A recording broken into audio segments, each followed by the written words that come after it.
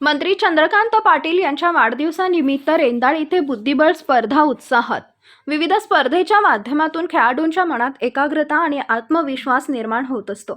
बुद्धिबळ सारख्या स्पर्धेमुळे बौद्धिक क्षमता वाढत असते, त्यामुळे अशा स्पर्धा वारंवार होणं गरजेचं आहे, असं मत भारतीय जनता युवा मोर्चा कोल्हापूर जिल्हा ग्रामीण पूर्वचे अध्यक्ष व शिरोळचे माजी नगरसेवक डॉक्टर अरविंद माने यांनी रेंदाळ इथं व्यक्त केले।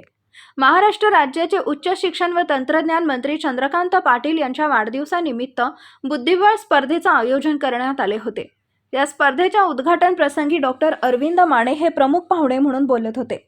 भारतीय जनता पार्टी कोल्हापूर जिल्हा ग्रामीण पूर्वचे अध्यक्ष राजवर्धन नाईक निंबाळकर हे या समारंभाच्या अध्यक्षस्थानी होते।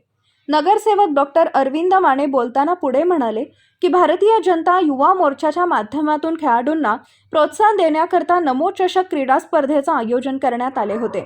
कोल्हापूर जिल्ह्यातील सर्वच खेळाडूंना या स्पर्धेचा लाभ मिळाला, त्यामुळे खेळाडूंची ही प्रगती साधता आली याचा आम्हाला अभिमान आहे।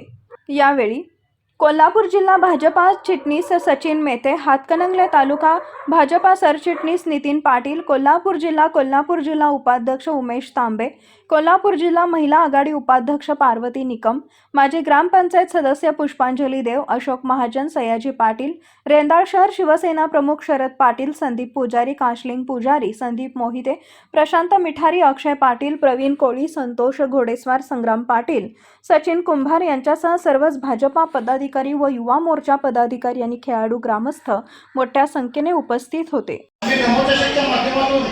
प्रत्येक विधानसभात विविध खेळांच्या माध्यमातून प्रत्येक खेळासाठी सगळे मिळून 50,000 तरुणांची नोंदणी केली होती।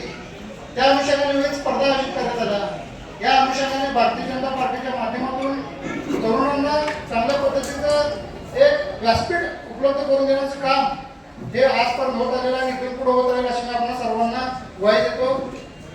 तसेच भारतीय जनता पार्टीच्या माध्यमातून आज इथं रेंदाळमध्ये जे कार्यक्रम स्पर्धा आयोजित केल्या त्याबद्दल मी सर्वांचं अभिनंदन करतो आणि सर्वात मनापासून मी आभार म्हणजे पालकांचे, कारण आजपर्यंत मी जेवढ्या स्पर्धा बघितल्या त्या स्पर्धेमध्ये चेस स्पर्धे असे जे पालक आवर्जून आठवणीनं काळजीपूर्वक उभा राहतात, म्हणजे आपल्या पालकाबरोबर आलेले असतात। ही फक्त ह्या रेंदाळपासून मी बरेचसे रील्स बघितले, प्रज्ञानचे, त्याच्या बहिणीचे, ते पण वर्ल्ड चॅम्पियन होत असताना त्यांची आई त्यांच्याबरोबर असते, त्यांचे पालक त्यांच्याबरोबर आहेत म्हणून ते आज वर्ल्ड चॅम्पियन होऊ शकले।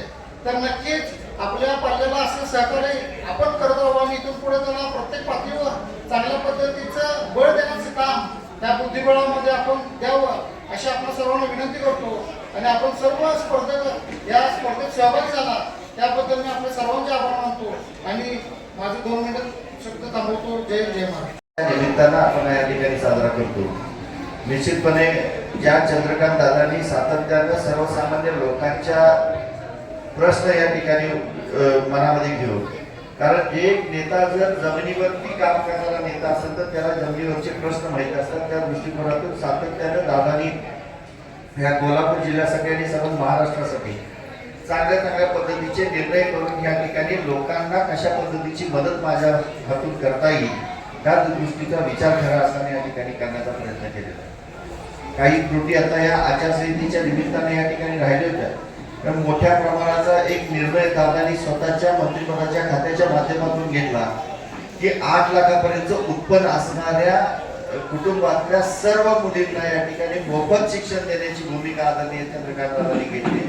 फक्त जे आचारसंहितेमुळे काही त्रुटी होत्या त्या सुद्धा आता येणाऱ्या 8 दिवसामध्ये त्या पूर्णत्वास जातील। राजकारण, समाजकारण, कृषी, आरोग्य, क्रीडा, उद्योग त्याचबरोबर आपल्या भागातील प्रत्येक अचूक बातमीसाठी नवा महाराष्ट्र न्यूज चॅनलला लाईक, शेअर आणि सबस्क्राईब करा। तसेच सर्व नोटिफिकेशनसाठी बेल आयकॉन प्रेस करायला विसरू नका।